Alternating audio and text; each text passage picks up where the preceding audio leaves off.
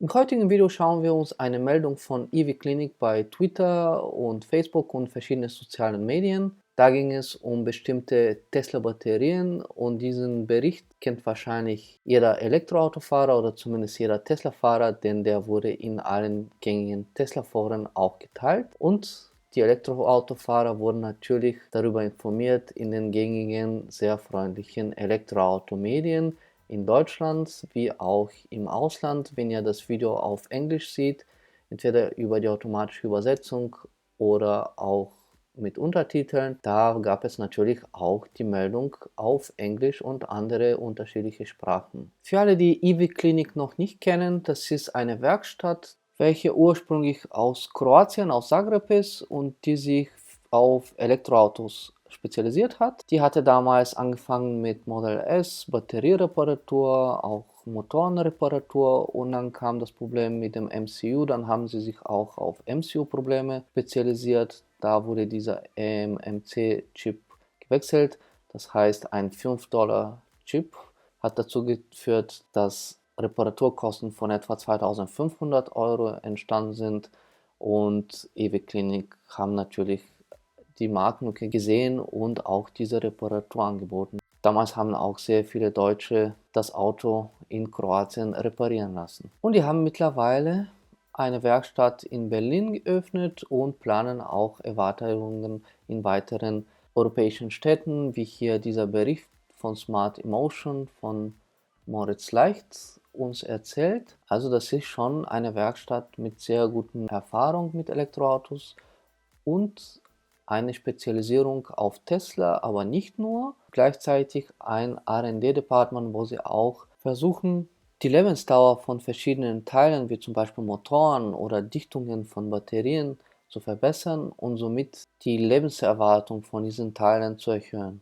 Das ist schon eine Werkstatt, die weit über Europa hinaus ihre Bekanntheit hat und es ist auch nicht unüblich, dass wenn sie etwas schreiben, dass das auch in verschiedenen Medien landet und davon berichtet wird. Allerdings gibt es hier eine Kleinigkeit und daran seid ihr auch ein bisschen schuld, denn wenn EV Clinic über Fiat 500e berichtet oder zum Beispiel Skoda Enyaq oder Lexus und wo sie auch berichten, dass teilweise diese Fahrzeuge und die Batterien kaum 150 oder 200.000 Kilometer erreichen, bis sie ausgetauscht werden müssen. Oder wie zum Beispiel bei Fiat 500e nochmal Probleme mit den Motoren herrschen. Das wird von euch nicht weitergeleitet, nicht geklickt, nicht geliked, nicht geteilt. Aber immer wenn es um Tesla geht, dann wird es sehr interessant. Und wie gesagt, daran seid ihr schuld, weil ihr einfach eine leichte Beute seid für diese Zeitschriften, denn so sammeln sie Klicks und so werden auch die ganzen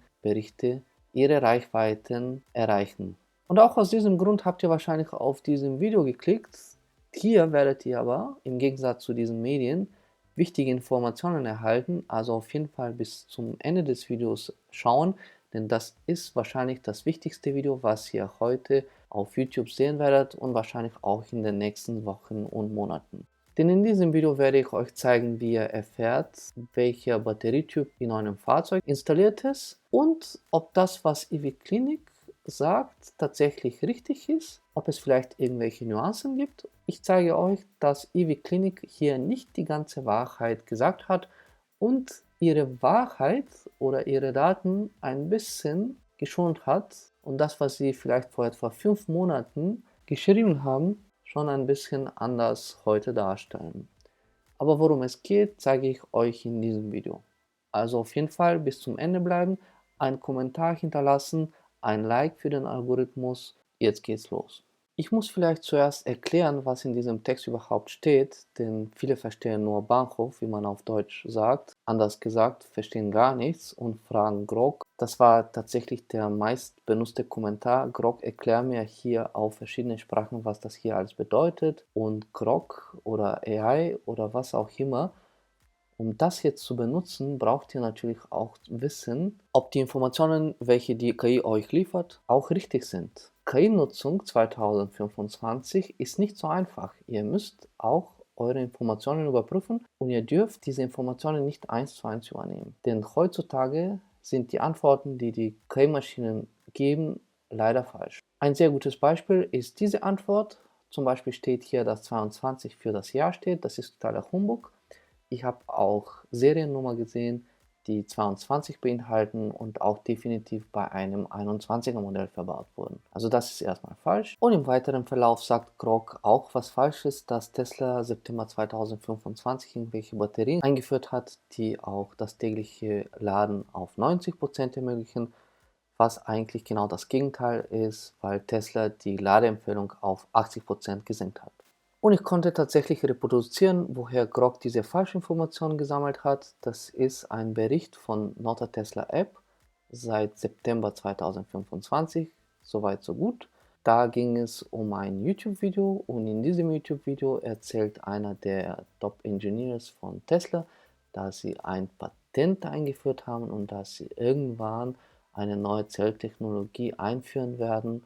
Ob sie das selbst machen, ob das jetzt Panasonic macht, LG, haben sie im Video nicht gesagt, aber es geht ja darum, dass sie irgendwann in Zukunft so eine Technologie entwickelt haben, bei dem 90% Ladungen problemlos sein werden. Aber das ist nur ein Patent und das wird irgendwann mal in Zukunft kommen.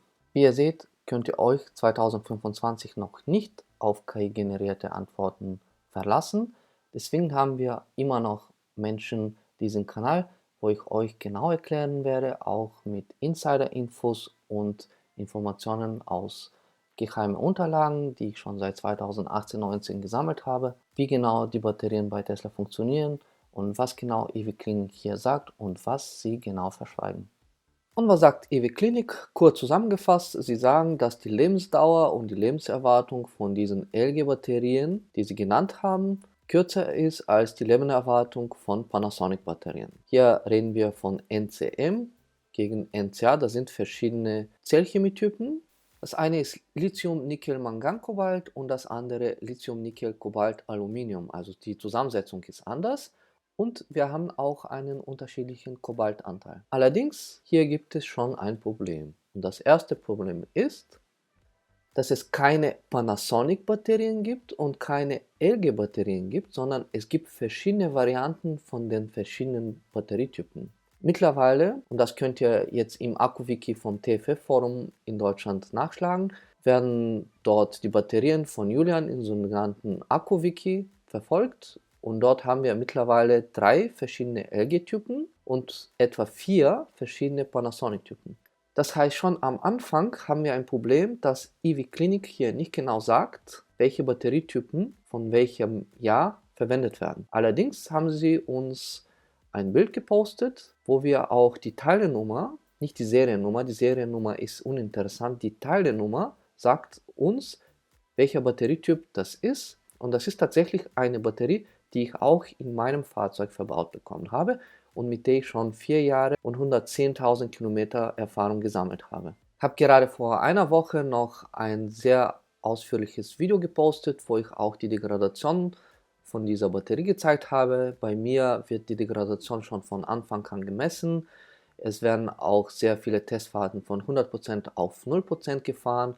Und ich habe euch vor einigen Monaten gezeigt, dass ich tatsächlich ein sogenanntes Cell Imbalance bei dieser Batterie hatte, was ich aber durch richtiges Laden und durch meine Kenntnis vom BMS reparieren konnte. Das heißt, das BMS hat sich selbst repariert, indem ich das BMS richtig gesteuert habe und wie das Abwehrsystem im menschlichen Körper funktioniert, genauso hat sich das BMS auch selbst geheilt. Aber das werden wir nochmal im Video besprechen.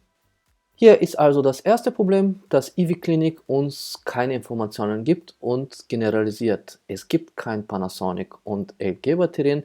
Es gibt 4 verschiedene Panasonic Varianten und 3 verschiedene LG Varianten. Und daher kann man hier nicht generalisieren LG gegen Panasonic. Und ich werde euch im Verlauf des Videos zeigen, dass genau das Gegenteil herrscht, dass Panasonic mehr Ausfälle hat als LG. Dazu haben wir genug Daten. Und zum anderen gibt es auch diese 2 unterschiedliche LG-Batterietypen, die fast gleichzeitig ausgeliefert wurden. Tatsächlich 2020 gab es gleichzeitig 3 verschiedene Batterietypen, die zum gleichen Preis angeboten wurden von Tesla. Und das hat sehr viele Fahrer in Deutschland verärgert. weil LG damals 5 Kilowattstunden, circa 5 Kilowattstunden weniger angeboten hat als Panasonic.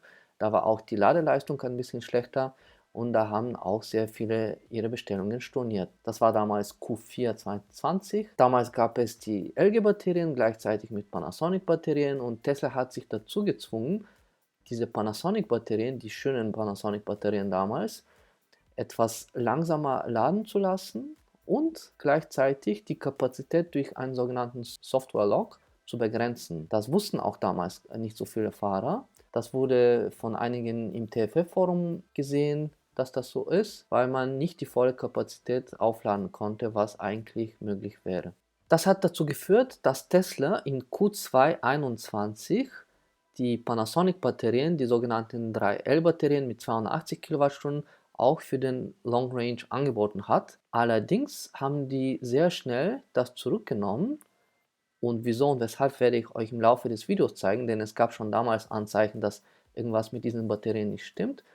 Und damals kamen die LG-Batterien in Q3 21 nochmal zurück, damals aber mit einem enormen Rabatt von teilweise 8.000 Euro. Damals hat Tesla 5.000 Euro Cash als Rabatt angeboten, damit man diese LG-Batterien nimmt. Und zusätzlich konnte man sich eine Farbe oder eine Zusatzausstattung nochmal aussuchen. So wenig wollten die Leute von diesen LG-Batterie etwas haben. Das waren aber die erste Generation, die 74,5 Kilowattstunden, und erst in Q4 kamen die ersten Batterien, wie die Batterie, die EV Clinic uns hier präsentiert. Deswegen ist jetzt die Frage, wenn EV Clinic von LG spricht, von welchem LG-Typ reden die?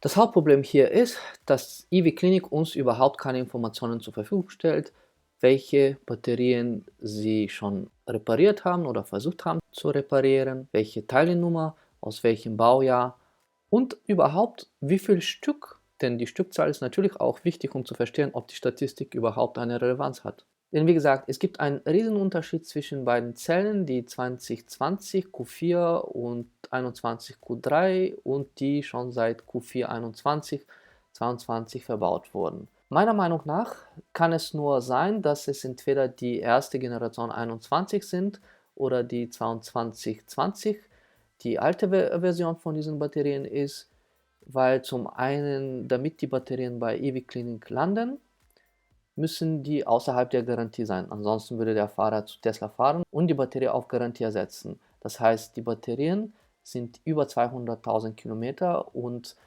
seit 2022, das sind weniger als 3 Jahre, 200.000 Kilometer, das ist sehr sportlich, würde man wahrscheinlich nicht schaffen. Zusätzlich gab es auch eine Besonderheit 22, dass es überhaupt keine Auslieferungen von diesen LG-Batterien bis Q4 22 gab. Das heißt, wir reden hier von 2,5 Jahren, wo 250.000 Kilometer gefahren sind. Da ist rein statistisch gesehen die Wahrscheinlichkeit, dass das mehr als 2, 3, 5 Autos sind, unwahrscheinlich. Es ist eher wahrscheinlich, dass die Batterien aus den Fahrzeugen 20 und 21 kommen und es kann auch tatsächlich sein, dass EV Clinic hier verschiedene Batterietypen vertauscht und alle unter dem gleichen Namen LG gibt, obwohl es komplett andere Zellentechnologie und Zellendichte ist.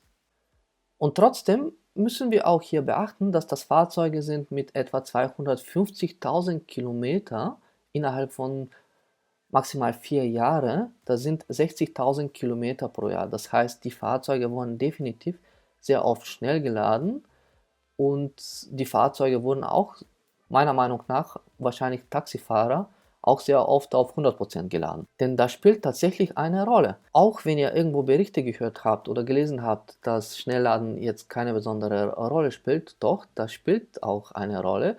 Denn zum einen werden die Batterien bei Tesla sehr heiß beim Schnellladen. Die werden bis zu 60 Grad aufgewärmt. Tesla hat sich wahrscheinlich durch Trial and Error herausgefunden, dass die höheren Ströme, weil 250 kW mit 350 Volt Batterietechnologie zu erreichen, muss man natürlich 650, 680 Ampere erreichen. Und um das zu schaffen, hat Tesla wahrscheinlich erfahren, dass man die Batterien aufheizen sollte auf etwa 45, 50 Grad. Das ist aber wiederum nicht gut für die Batterie. Die Batterie wird direkt gekühlt, wenn sie 55, 60 Grad erreicht. Das sieht man auch sehr gut im Schema Tesla. Das heißt, das ist auf Dauer nicht sehr gut für die Batterie. Die Wohlfühltemperatur der Batterie liegt bei etwa 25 bis maximal 30 Grad. Also alleine durch die Aufwärmung, durch das ständige Aufwärmen kann die Batterie schneller altern. Das ist auch der Grund, weshalb man sagt, Schnellladen führt zur Alterung der Batterie. Und das ist nicht auch einheitlich Auto zu Auto, denn andere Fahrzeuge würden sich wahrscheinlich mit 30 Grad Zellentemperatur vergnügen, wie zum Beispiel die 800 Volt Autos. Und bei Tesla sind es 55, 60 Grad. Von daher ist es ein Riesenunterschied, wenn wir jetzt auch davon sprechen, ob ein Fahrzeug schneller altert. Wenn es schnell geladen wird, muss man sich genau das Fahrzeug anschauen, wie genau geladen wird und welche Zellentemperatur beim Schnellladen erreicht werden.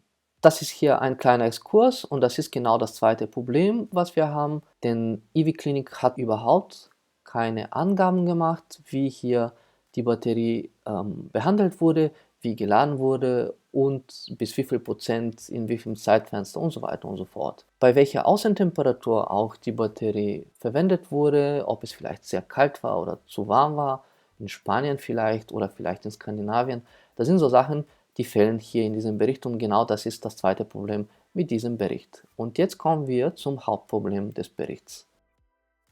Das Hauptproblem von diesem Post ist die Zusammenfassung. Erstens, die Lebensdauer von LG-Batterien wird mit nur 250.000 Kilometer angegeben, auf fragwürdige Datenbasis. Und zum anderen, die Lebensdauer von Panasonic-Batterien. Erstens, es gibt nicht eine Panasonic-Batterie, wie wir hier im Video erfahren haben, sondern mehrere verschiedene Panasonic-Batterietypen, wird mit 400.000 Kilometer angegeben. Es gibt zwei Probleme mit dieser Aussage. Erstens, EV Clinic hat vor etwa 5 Monaten selbst einen Post gemacht, wo sie die Panasonic-Batterien bei Long-Range-Fahrzeugen mit 500.000 Kilometer angegeben haben. Hier geben sie nur 400.000, plötzlich, nur nach 5 Monaten.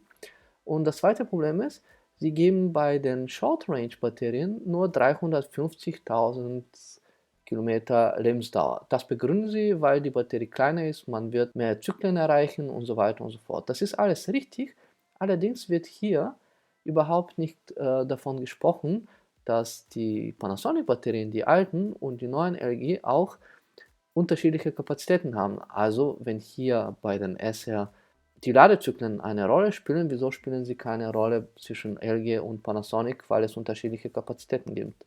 Das ist natürlich eines der Probleme und das Hauptproblem ist, dass wir sehr zuverlässige Daten aus Deutschland und auch aus Europa haben, die besagen genau das Gegenteil. Wir haben in Deutschland und in Europa eine Charge von Panasonic-Batterien, die irgendwo zwischen Ende 2020 bis Anfang 2022 in Europa, aber auch in Deutschland ausgeliefert wurden, die jetzt im TFF-Forum auch verfolgt werden.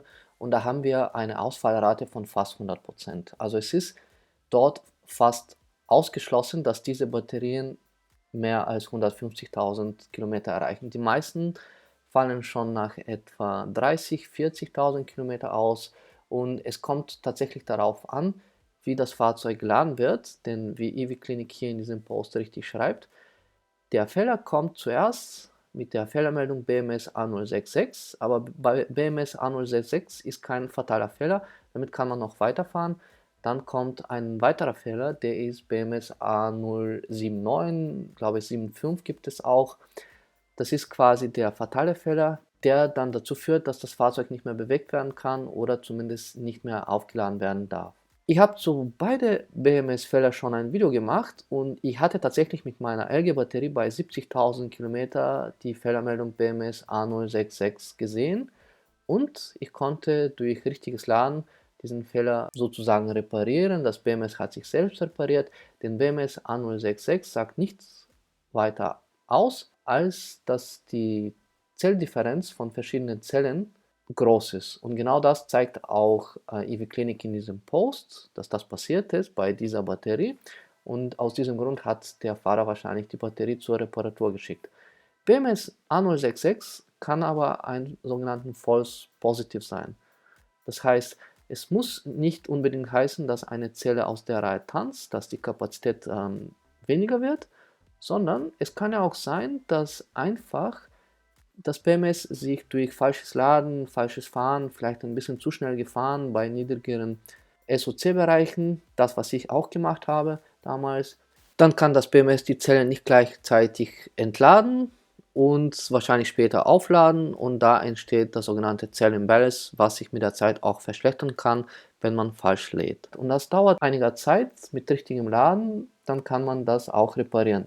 Bei 250.000 Kilometer würde ich schon dazu tendieren, das was EV Clinic auch schreibt, dass wir dort tatsächlich ein Zellenproblem haben. Das heißt, dass die Zellchemie, dass die Dendriten auch schon sich gebildet haben und die Kapazität von einzelnen Zellen weniger ist im Vergleich zu anderen und dass auch der sogenannte Innenwiderstand, das was wichtig ist und in Ohm gemessen wird, dass der sehr hoch ist. Das schließe ich überhaupt nicht aus. Allerdings ist das eine normale Alterung von der Batterie. Und wie gesagt, es ist auch gut möglich, dass man auch das durch richtiges Laden ausbalancieren kann. Zumindest, dass man die Lebensdauer um weitere 50.000 Kilometer erweitern kann. Wie in meinem Fall, ich bin schon 35.000 Kilometer nach dieser Fehlermeldung gefahren und ich konnte auch bis 0% runterfallen. Ich konnte auch auf 100% laden und mein Cell Imbalance ist momentan bei 4 Millivolt, was sehr gut ist und das ist natürlich nur durch richtiges Laden passiert. Schaut euch auf jeden Fall auch dieses Video an auf dem Kanal. Wenn ihr BMS A06 seht, muss nicht unbedingt heißen, dass der Akku schon zum Austausch bereit ist, sondern es kann ja auch sein, dass nur das BMS sich unkalibriert hat. Vorausgesetzt natürlich, dass das Fahrzeug relativ neu ist. Und ich habe ja auch noch ein weiteres Video zum Thema BMS-Kalibrierung, einmal für LFP und einmal für NMC-NCA-Batterien, denn auch bei NMC-NCA-Batterien funktioniert das BMS bei Tesla Model 3, nicht bei Model S, da funktioniert das BMS ein bisschen anders, aber bei Model 3 gibt es bestimmte sogenannte Blindspots. Wenn man die nicht beachtet, dann kann das BMS euch bestrafen, eine gewisse Kapazität quasi begrenzen und somit bekommt ihr eine sogenannte BMS-Degradation. Das habe ich in dem Video erklärt. Schaut euch auf jeden Fall beide Videos an. Da werdet ihr auch erfahren, wie das BMS bei Tesla funktioniert. Aber nochmal zurück zu den problematischen Panasonic-Batterien. Das hat auch der Akkudoktor in diesem Video gezeigt. Da wollte er sich ein Panasonic-Fahrzeug kaufen und da hat er gemerkt, dass dieses Fahrzeug ein sehr hohes Zellenimbalance hat. Das tritt natürlich auf, entweder wenn das BMS sich unkalibriert hat und die Zellen nicht mehr balanciert sind. Das kann man natürlich beseitigen, wenn das nur ein BMS-Problem ist, aber wenn das tatsächlich ein chemisches Problem ist und einige Zellen gealtert sind, schneller als alle anderen, dann kann es tatsächlich passieren, dass BMS A06 auftaucht und dann BMS A079 auftaucht und dann ist es jetzt schon mal zu spät. Und diese Panasonic-Batterien, von denen ich rede, das sind Batterien, die in Short Range eingebaut wurden, 2020, Ende 2020 glaube ich. Dann gab es die in den Long Range Batterien in Q221, da hatte ich auch so ein Model 3, der sehr schnell degradiert ist. Wahrscheinlich war auch dort die Batterie kaputt. Und dann die Panasonic Batterien 21 und 22, fast alle sind davon betroffen. Alle Fahrzeuge mit einer Panasonic-Batterie von diesem Typ 3L, die nach Europa ausgeliefert wurden und teilweise in den USA, denn es gibt auch Berichte von Model S und Model X, da sind natürlich unterschiedliche Zellen, aber es sind immer noch Panasonic-Batterien. Da gab es auch einige Ausfälle, aber im Prinzip alles, was von Panasonic zwischen 2020 und 2022 ausgeliefert wurde, hat diese Problematik. Und ich habe euch am Anfang gesagt, dass EV Clinics sich spezialisiert haben und auch sehr bekannt sind, aber das sind nicht die einzigen, die auch Akkus auf Zellenniveau reparieren und auch nur einzelne Akkus austauschen, auch wenn sie sich auch so darstellen und wann er das in verschiedenen Interviews das auch darstellt. Nein, es gibt ja auch andere, es gibt ja auch in Russland, es gibt auch in der Ukraine einige Reparaturshops, es gibt auch in Polen, soweit ich weiß. Also die sind nicht die einzigen und es gibt auch andere, die sich damit beschäftigen.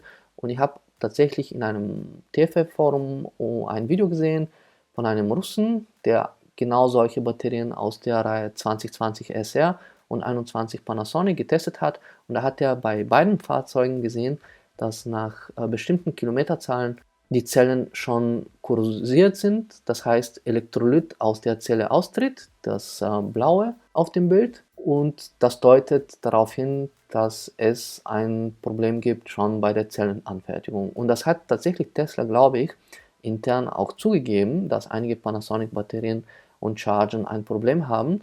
Und wir haben im TFF-Forum Hunderte, fast 1000 Einträge von verschiedenen Fahrzeugen. Da sind nur die Forummitglieder, da sind ja jetzt nicht irgendwelche random Leute, die nicht in Foren sich austauschen. Es gibt ja auch Facebook-Gruppen, wo das auch berichtet wird. Also es gibt hunderte, wahrscheinlich tausende solche Batterien von Panasonic, die jetzt im Umlauf sind, die auch von dieser Problematik mit diesem Elektrolytaustritt betroffen sind. Und das deutlich mehr und deutlich früher als die angegebenen 250.000 Kilometer, die in diesem Post von Warner angegeben wurden, sondern meistens zwischen 30 und 100.000. Und wir haben auch tatsächlich einige, die schon die dritte Reparatur hinter sich haben. Das heißt, 2 Panasonic-Batterien wurden schon ausgetauscht und einige haben zum Glück auch LG-Batterien bekommen. Die haben mehr Rekuperation im Winter und beschleunigen auch ein bisschen besser im unteren SOC-Bereich. Trotzdem ist diese Meldung von Warner, dass die LG-Batterien einen enormen Innenwiderstand bei 250.000 Kilometer vorweisen, nicht einfach zu überschauen, und das muss man sich natürlich genauer anschauen, aber die Datenlage, die hier gegeben wird, ist einfach zu wenig, und es wird ja auch nicht erklärt, wie geladen wurde, wie im Problem 2.